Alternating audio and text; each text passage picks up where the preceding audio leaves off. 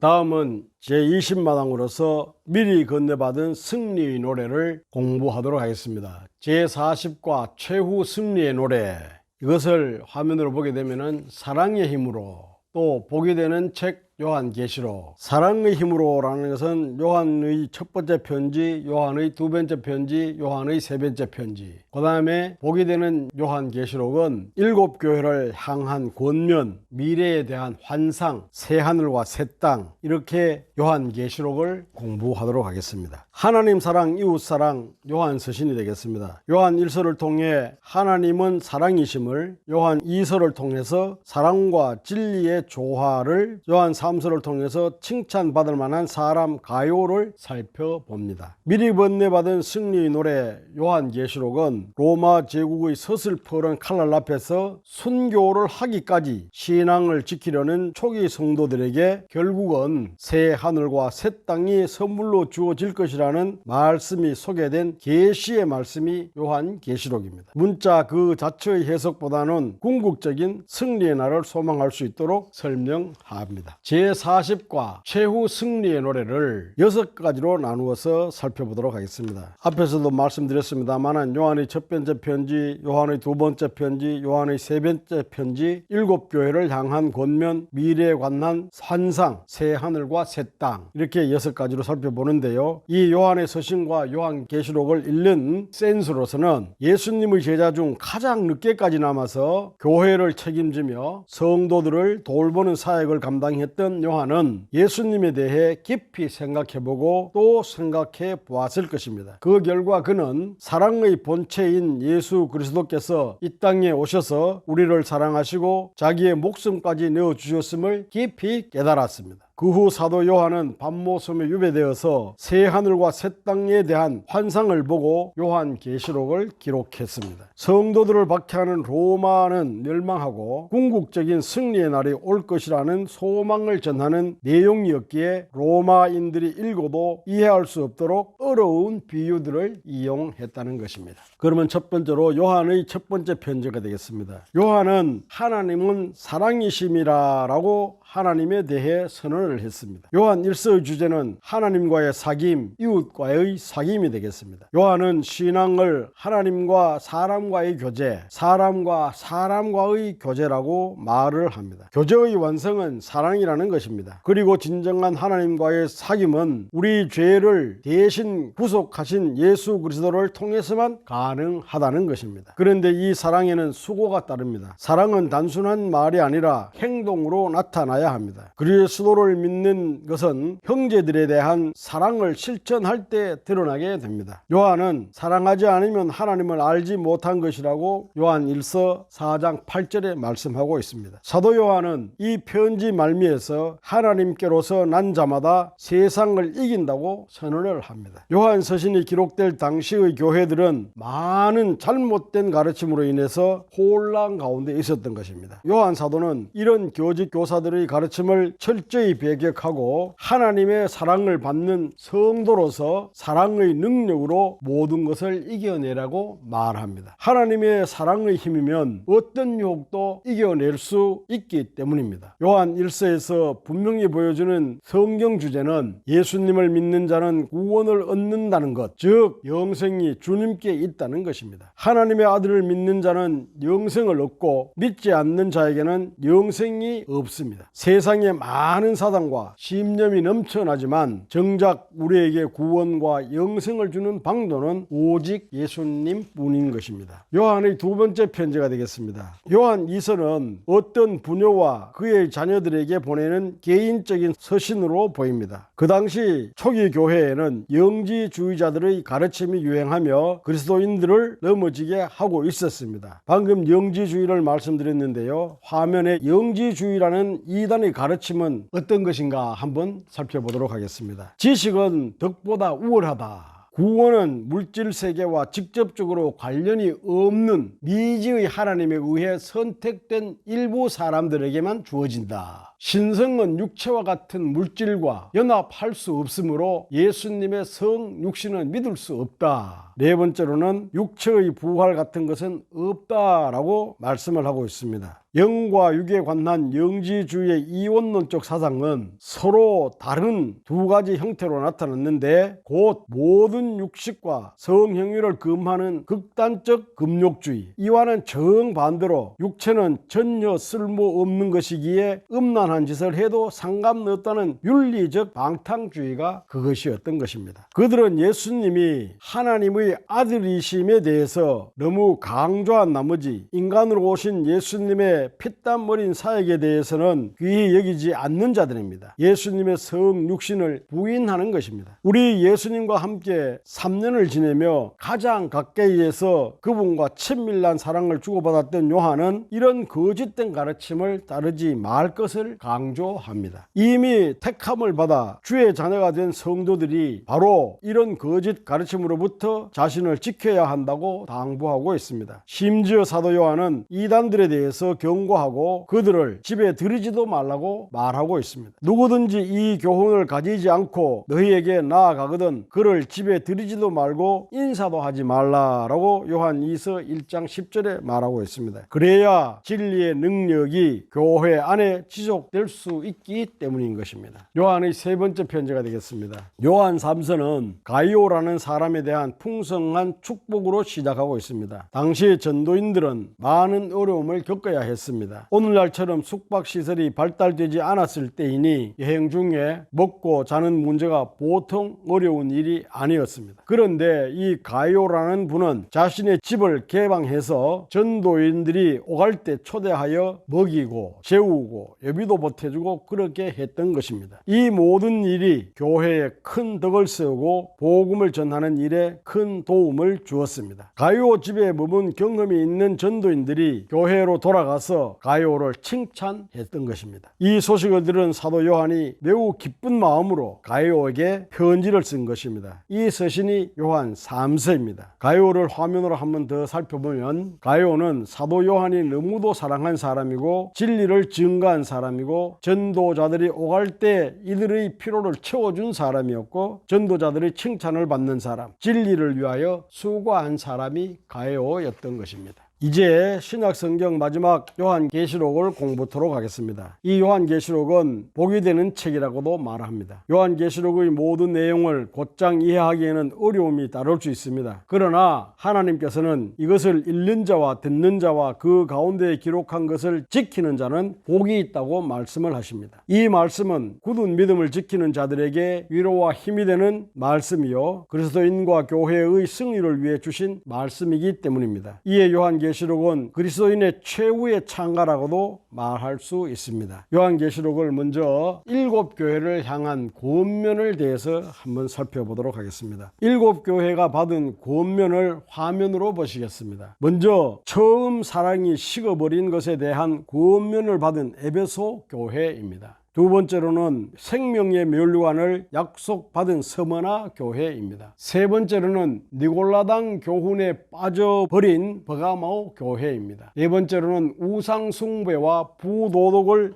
허용하는 두아드라 교회입니다. 다섯 번째로 살았다는 이름은 가졌으나 죽어있는 4대 교회입니다. 여섯 번째로는 말씀을 지키며 배반치 않던 빌라델비아 교회입니다. 일곱 번째로 미지근한 상태에서 벗어나야 할 라오디아 교회인 것입니다. 어느덧 나이가 지긋한 노인이 된 요한은 지금 반모섬에 유배되어 있습니다. 그러나 복음을 향한 그의 열정은 어느 젊은이 못지 않았습니다. 하나님께서는 이 요한의 열심을 통해 아시아의 7교회 그리고 더 나아가 수많은 교회들에게 참 승리를 위한 예언의 말씀을 주십니다. 하나님께서는 그리스도인에게 약속된 이 승리의 노래를 건네받을 사도 요한에게 내가 본 것, 지금 있는 일, 장차 될 일을 기록하라고 명하십니다. 요한계시록 1장 19절에 기록되어 있습니다. 이미 준비된 승리의 소식을 건네받아 성도들에게 전하고 글로 남기라는 것입니다. 이 기록 기록이 요한계시록인 것입니다. 하나님께서는 이것을 읽는 자와 듣는 자와 그 가운데 기록한 것을 지키는 자는 복이 있다라고 요한계시록 1장 3절에서 말씀했습니다. 이 계시의 말씀은 그리스도인과 교회의 승리를 위해 주신 말씀입니다. 그러므로 요한계시록은 그리스도인의 승리의 창가라고도 할 수가 있겠습니다. 하나님의 말씀에 따라 요한은 환상을 통해 본 성령의 계시를 아시아 7교회에 써 보냈던 것입니다.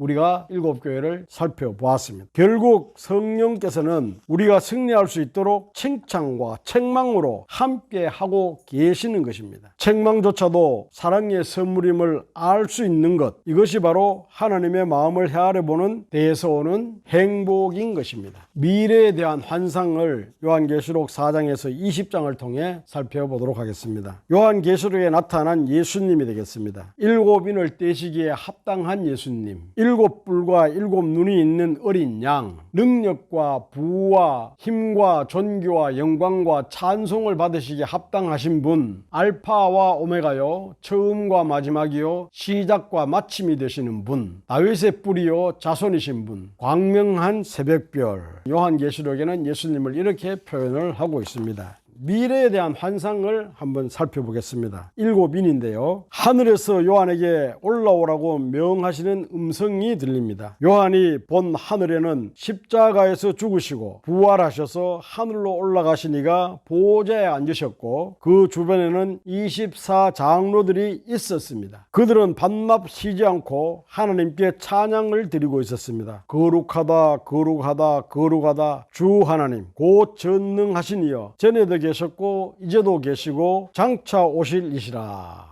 보좌에 앉으신 하나님의 오른손에는 7인으로 봉한 두루마리가 있습니다. 천사가 누가 그 두루마리를 펴고 인을 떼기에 합당하냐고 물으나 이 세상의 그 누구도 그 두루마리를 펴거나 볼 수 있는 사람이 없습니다. 이 책을 펴기에 합당한 자가 없자 사도 요한이 웁니다. 그러나 장로 중에 하나가 다윗의 뿌리가 여기 이기었으니 두루마리와 그 7인을 떼리라 라고 말합니다. 그 다윗의 뿌리는 바로 하나님의 어린 양 예수 그리스도입니다. 그분만이 7인을 떼시기에 합당하신 분입니다. 요한계시록 6장부터 요한이 본 미래에 관한 환상들이 길게 이어지고 있습니다. 요한계시록 전반에 걸쳐 7이라는 숫자가 자주 등장하게 되는데 마침내 어린 양이 심판을 부르는 7인을 떼기 시작합니다. 봉인 하나가 끊어질 때마다 거대한 규모의 환란이 몰아옵니다. 첫째 인은 전쟁을, 둘째 인은 내란을, 셋째 인은 기근을, 넷째 인은 역병을, 다섯째 인은 종교적 박해를, 여섯 번째 인은 천지재변을 상징하는 것을 보여줍니다. 봉인이 떼어져 온 세계가 환란 가운데 놓이나 그 권세를 막을 자가 없습니다. 이어 일곱째 인이 떼어질 때의 상황이 기록됩니다. 일곱째 인이 떼어지고 처음 반 시간은 폭풍전야처럼 조용하기만 합니다. 그러나 그 고요함은 뒤에 올 큰 재앙의 전조인 것입니다. 일곱째 인은 7 나팔로 이어지고 준비된 7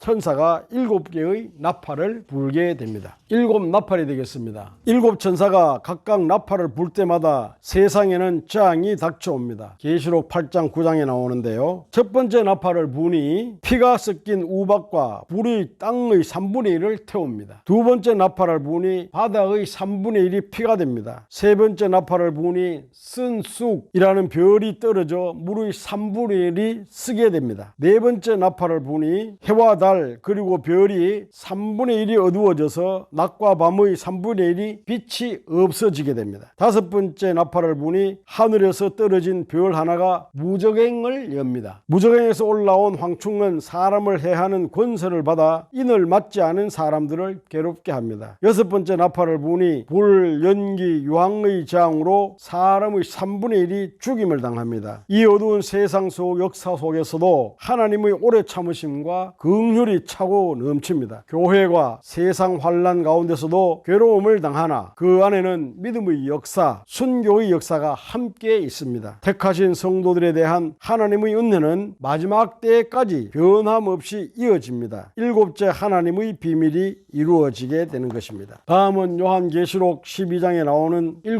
대접을 살펴보겠습니다. 되었습니다. 요한계시록 12장에는 하나님의 대적자들이 등장합니다. 용으로 대변되는 대적자들은 하나님의 계획에 따라 만국을 다스릴 악의를 회방하기도 하고 해산한 여인을 핍박하기도 합니다. 하나님께서는 천사들을 보내셔서 회방자들을 하늘에서 땅으로 쫓아내십니다. 7봉인 7나팔을 지나 7대접에 이룰수록 심판에 따른 재앙은 점점 확대되고 있습니다. 이제 드디어 7천사들이 하나님의 진노가 가득 담긴 7대접을 준비하여 차례로 땅에 쏟아놓습니다. 요한계시록 16장에 나타나는데요. 첫째 대접을 쏟으니 짐승의 표를 받은 사람과 우상 경배한 자에게 독한 종기가 생깁니다. 두 번째 대접을 쏟으니 바다의 모든 생물이 죽습니다. 세 번째 대접을 쏟으니 강과 물 근원이 피가 됩니다. 네 번째 대접을 쏟으니 해가 사람을 태웁니다. 다섯 번째 대접을 쏟으니 사람들이 병과 종기로 신음하나 회개하지 아니합니다. 여섯 번째 대접을 쏟으니 강물이 말라 동방에서 오는 왕들의 길이 예비됩니다. 일곱 번째 대접을 쏟으니 큰 지진이 나고 성 바벨론이 무너집니다. 여기에서 등장하는 바벨론은 하나님을 대적하는 모든 왕국을 의미한다고 볼 수가 있습니다. 땅의 임금이 온 세상의 권세를 다 가진 것처럼 보이지만 그 바벨론 역시 최후에는 하나님의 심판의 대상이 됩니다. 새 하늘과 새 땅이 되겠습니다. 요한계시록 21장에서 22장입니다. 마침 내 보좌에 앉으시니가 내가 만물을 새롭게 하노라 라는 말씀을 하십니다. 이 말은 오직 한 분만이 하실 수 있는 말씀입니다. 하나님께서 아름답게 지으신 예루살렘의 풍광이 펼쳐집니다. 요한이 보기에 새 예루살렘은 마치 신부가 신랑을 위하여 단장한 것 같은 정도였습니다. 이 광경은 태초에 천지를 창조하시고 기뻐하셨던 하나님의 그 마음이 온전히 성취되고 회복되는 순간입니다. 하나님께서는 이렇게 정성 들여 준비하신 선물을 들고 당신의 백성된 자들과 함께 하고 싶으신 것입니다. 이제 새 하늘과 새 땅의 아름다움이 눈부시게 빛납니다. 모든 것이 하나님의 창조 질서를 온전히 회복합니다. 고난을 이기고 승리한 성도들은 이곳에서 하나님의 영광을 보며 하나님의 권세를 가지고 존귀한 삶을 살게 될 것입니다. 하나님을 사랑하는 마음으로 환난 속에서도 신앙의 절개를 지킨 사람들에게 하나님께서는 새 하늘과 새 땅, 사망과 고통, 눈물과 아픔이 없는 새 나라를 선물로 주실 것입니다. 이 모든 것을 증거하신 이가 말씀하십니다. 내가 진실로 속히 오리라. 우리는 기쁨으로 화답합니다. 아멘. 주 예수여 어서 오시옵소서. 주 예수의 은혜가 모든 자들에게 있을지어다. 이렇게 요한계시록을 끝맺습니다. 마치면서 새 하늘과 새 땅의 창세기와 요한계시록에서 말씀하는 것을 화면으로 한번 살펴보고 끝을 맺도록 하겠습니다. 창세기에서는 처음 창조, 요한계시록의 새 창조, 창세기에서는 천지 창조, 요한계시록에서는 새 하늘과 새 땅을 창조. 창세기에서는 아담이 에덴 동산을 다스렸지만 요한계시록에서는 예수 그리스도께서 다스리신다. 창세기에서는 생명나무와 격리되지만 생명나무를 볼 수 있는 것이 요한계시록입니다. 죄로 인해 저주를 받았지만 창세기에서는 요한계시록은 눈물, 저주, 사망이 없습니다. 창세기에서는 사탄이 인간을 미혹하지만은 요한계시록에서는 사탄이 영원히 멸망한다는 것입니다. 창세기에서는 하나님이 낯을 피하여 숨지만은